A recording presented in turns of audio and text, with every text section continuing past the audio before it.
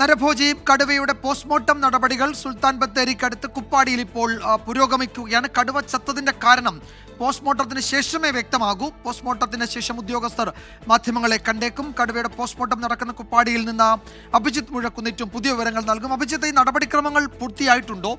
ഈ കാട്ടിൽ വെച്ച് മറ്റൊരു കടുവയുമായി ഏറ്റുമുട്ടി ഉണ്ടായ മുറിവ് എന്നതാണ് പ്രാഥമിക നിഗമനം. അതിൽ ഒരു ആശങ്ക കൂടി ഉള്ളത്, ഇത് വേറെ ഏതെങ്കിലും ഒരു സ്ഥലത്തുനിന്ന് ഈ മുറിവേറ്റ് പഞ്ചാരക്കൊല്ലിയിലേക്ക് വന്നതാണോ, അതോ അവിടെ നടന്ന ഏതെങ്കിലും സംഘർഷങ്ങളുടെ ഭാഗമായി ഉണ്ടായ മുറിവേറ്റതാണോ? അങ്ങനെയാണെങ്കിൽ മറ്റൊരു കടുവ കൂടി അവിടെ ഉണ്ടാകുമോ എന്ന് നാട്ടുകാരും ആശങ്കപ്പെടുന്നത് നമ്മൾ രാവിലെ കണ്ടു. എന്താണ് പുതിയ വിവരങ്ങൾ? അതിൽ എന്തെങ്കിലും ഒരു വ്യക്തത വന്നിട്ടുണ്ടോ?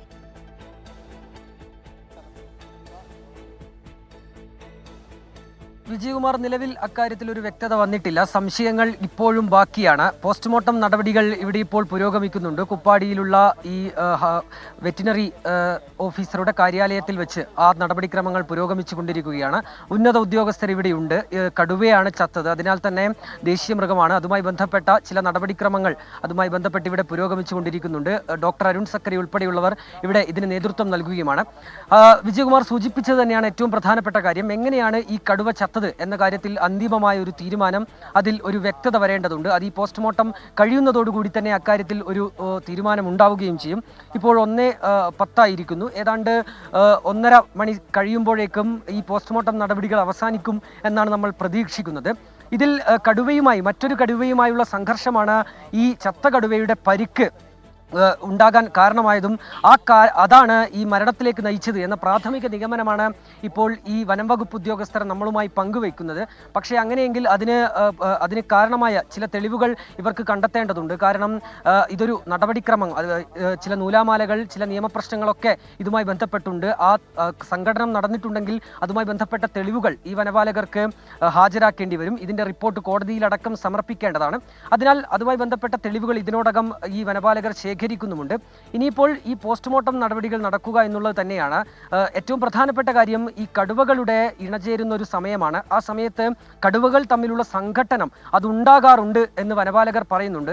അങ്ങനെയുള്ള സംഘട്ടനത്തിന്റെ ഭാഗമായാണോ ഈ കടുവയ്ക്കും പരിക്കു പറ്റിയത് എന്നുള്ള കാര്യത്തിലാണ് ഒരു വ്യക്തത വരേണ്ടത്. കഴുത്തിന് സമീപത്ത് ആഴത്തിലുള്ള മുറിവുകളുണ്ട്. ആ മുറിവുകളിൽ പലതും പഴക്കമുള്ളവയാണ്. ചില പുതിയ മുറിവുകളുമുണ്ട്. അതായത് അത്ര പഴക്കമില്ലാത്ത മുറിവുകൾ കൂടിയുണ്ട്.